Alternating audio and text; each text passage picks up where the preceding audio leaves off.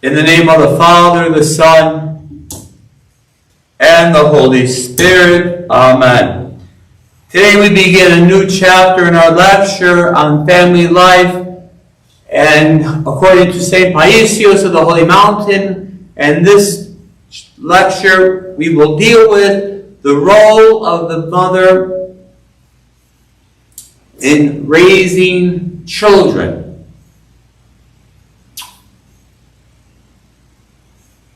And today we will talk about a mother's love.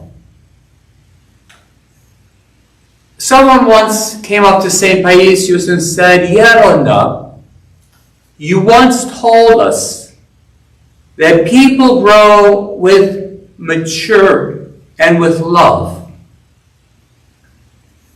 And he replied, "It isn't enough to merely love another.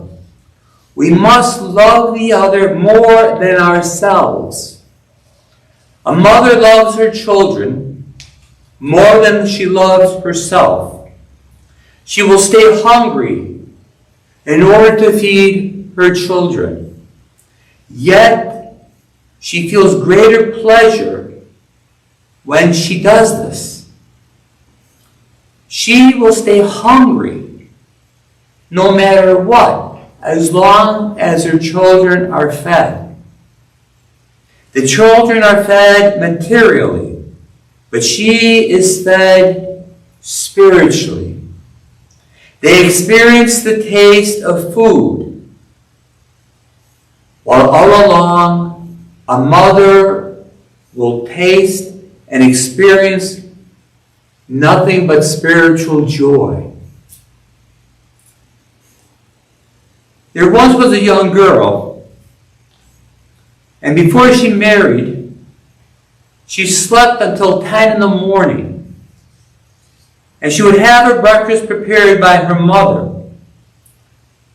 She may be too lazy to do even the slightest chore or work around the house in order to help her mother.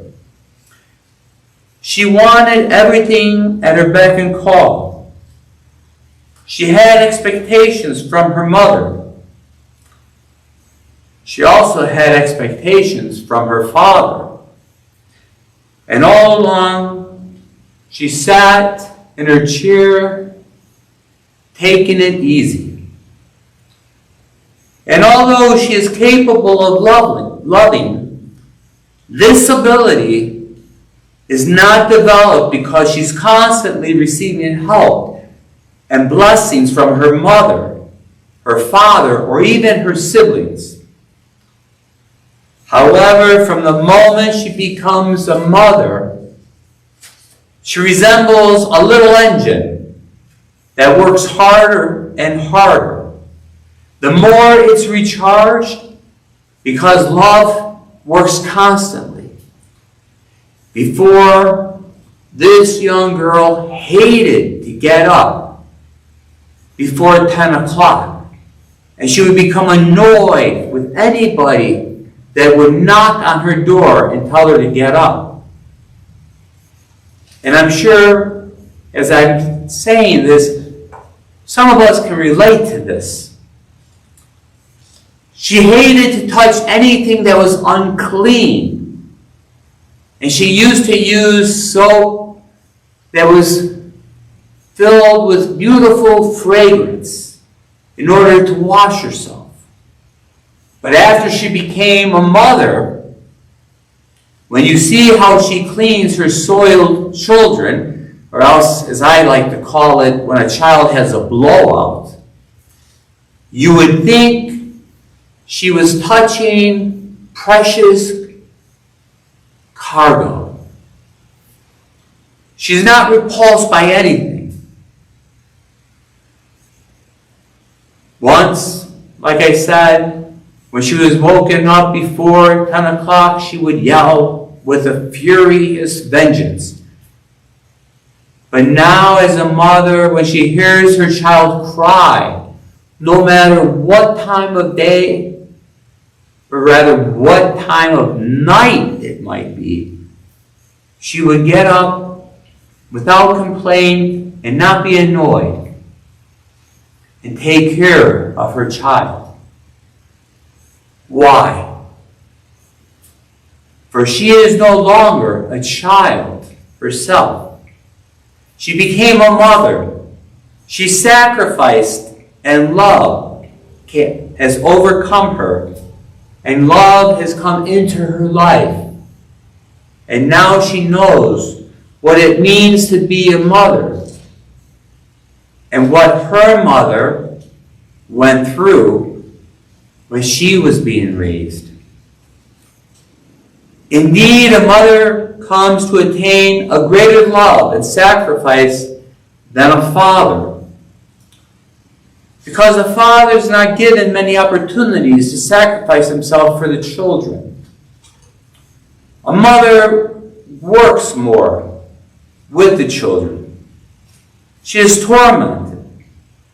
But at the same time, a mother is given that extra boost from her children. She gives and gives, and as a result, she also receives. A father doesn't weary himself as much with the children, nor is he recharged. So his love is not equal to that of a mother's love. How many mothers come crying to me and begging me, writes the elder, Father, please pray for my child. They have such agony. And the elder continues by saying, few are the men who will come and tell me, Father, please pray for my child who has gone astray. Just today, a very anxious mother came here, fussing over her children. She had 8 of them. And he continued, putting them all in a line to receive a blessing. Only with difficulty would a father have done that.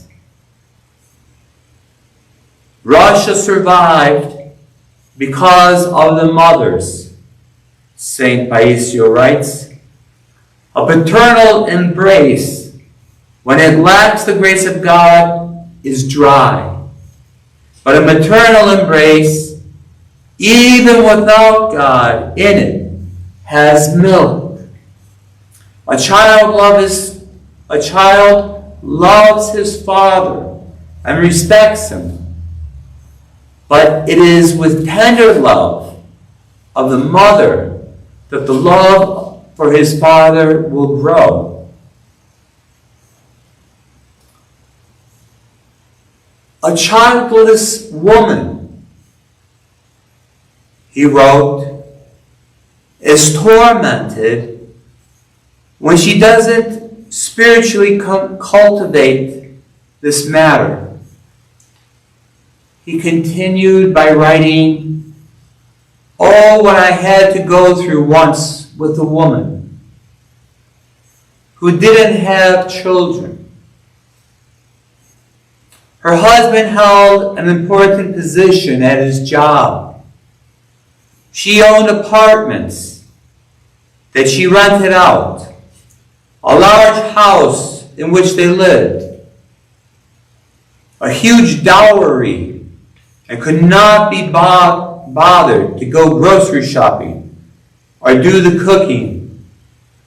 Not that she knew how to cook, however.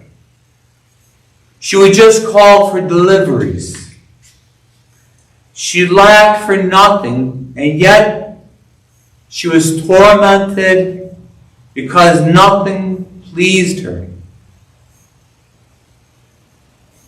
All day long, this woman sat in her home, finding fault with one thing after another, being bored of one thing, and then being bored with another. Her mind was so overwhelmed by racing thoughts, and she thought of taking pills to calm herself down. Her husband would bring home work to keep her company, and she would hover over his head just to pass the time. And soon this husband had grown tired of her habits. But then again, the poor man had to keep the house. But then again, the poor man had to keep up with his house, rather. And St. Paisios says, when I met her, I told her, don't stay home and do nothing all day and be moody. Go to a hospital and visit the sick and bring them good cheer. And her response was, where should I go, Father? That seems too difficult for me. So she made an excuse. And the elder tells her, then you will do the following. You will read the first hour at the appropriate time, the third hour at its time, and so forth. And you will do metanias, or prostrations. Now, in the Orthodox Church, the prayer service of the hours are conducted to sanctify the times into which the day has been divided into during the Roman times. The first hour was at 6 o'clock a.m. The third hour was 9 o'clock a.m. The sixth hour was noon. And the ninth hour was at 3 o'clock in the afternoon. So now the saint is telling her, here, read the hours. But again, she told him, I can't do this, Father. And his response was, well, then perhaps you could read the lives of the saints. And he said, I advise her to read the lives of female saints, thinking that she might derive some help from them. And he said, I had my work cut out for me, getting her into a routine so that she would not end up insane or end up in an insane asylum. She had become entirely useless, a strong machine whose oils were frozen, he said.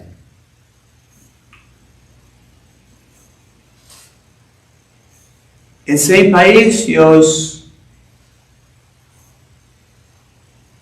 went on to say about this poor woman by writing, what I'm trying to say with all of this is that a woman's heart becomes idle when the love she has inside of her doesn't have anywhere to go.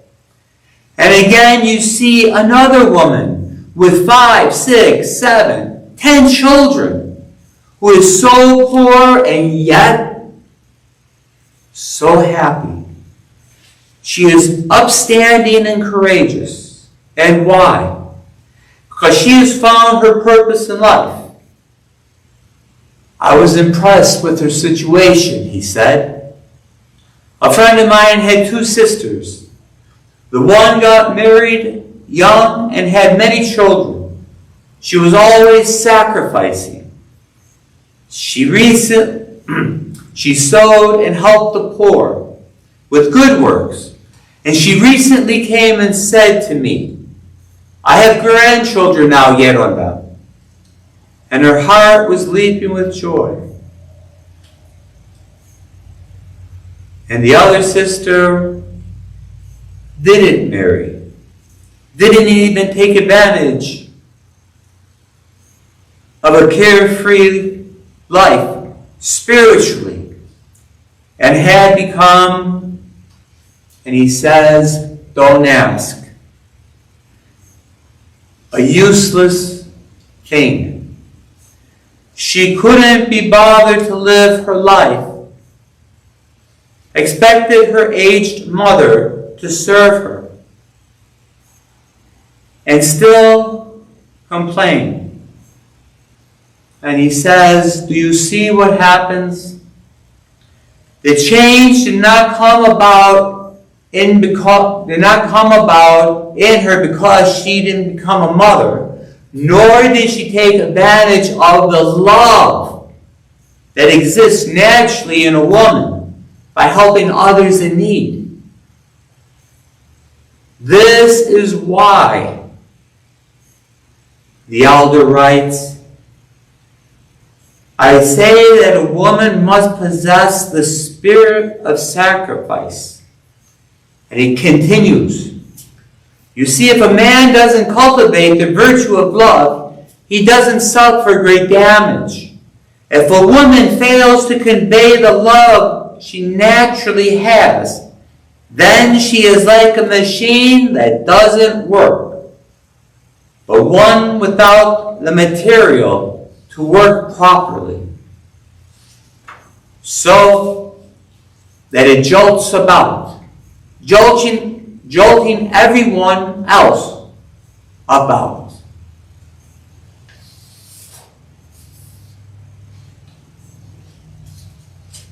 Here also St. Paisios talks about the two women who were childless.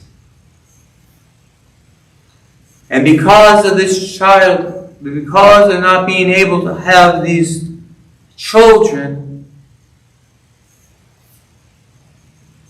he calls one useless, and the other one a strong machine whose oils were frozen. But yet, there was an opportunity. The one who was married, who refused to get up and go to the hospital and visit the sick, to care for those in need, she refused by making an excuse. She refused to get up and read the hours of the church. She refused to read about the saints of the church, the women saints of the church. But the other thing is that both these women, well, the first woman because she was married, and even the second woman, because in today's day and age, they have this beautiful option of being able to go out and become foster parents, a foster mother, and so forth, or to adopt a child, and to give that child who is without a parent, who is without a mother, to give that child love, nurture, and so forth. How many children are there in the world in which we live in? We don't have to cross our shores to go overseas to see the countless children without parents. They're right here underneath our eyes. Children looking for foster homes. Children that are looking for mothers. Children that are looking for attention. Children that need role models in their lives. Even though these two women didn't have children, they could become role models. And by becoming a role model, a foster parent, even an adopted mother, the love that's hidden within their hearts will be cultivated and come out and will be shown to these children. And then they'll know what sacrifice is.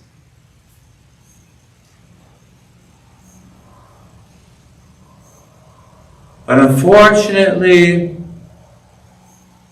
as the elder wrote, they did not take advantage of the love that exists naturally in a woman by helping others in need, but rather they did a great disservice.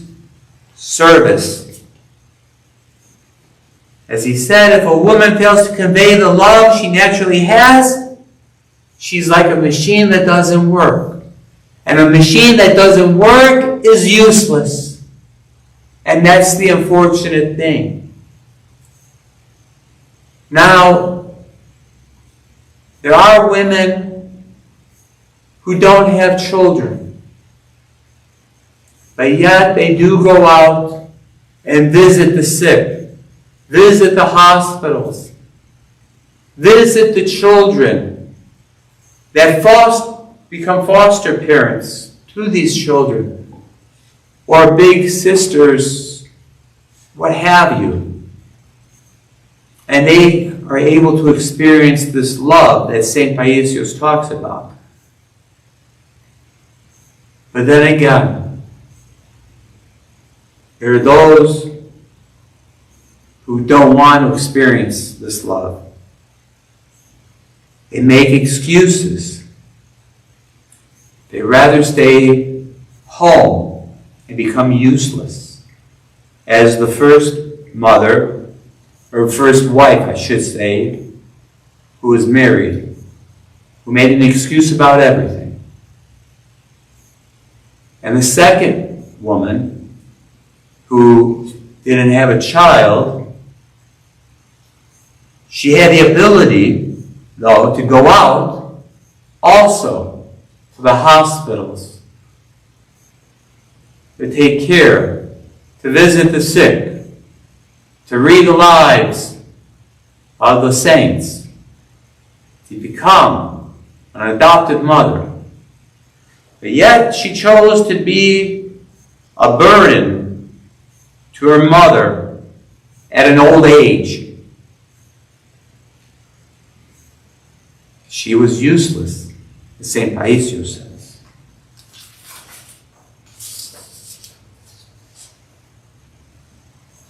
I'll conclude this morning with this part of my lecture on a mother's love, because, as we all know, there's nothing like a mother's love. Whether our mother is with us physically or has passed away, a mother's love is like no love. She's there, always taking care of us. And we have one mother that teaches all the mothers of what it means to sacrifice and to show what true love is for the children. And that is the Panagia, the Virgin Mary. So, may the intercessions of our blessed and glorious Lady, the Theotokos, and ever Virgin Mary, be with us all. And may He continue to bless all of our mothers, those who are living and those who are watching over us in the kingdom of heaven. Amen.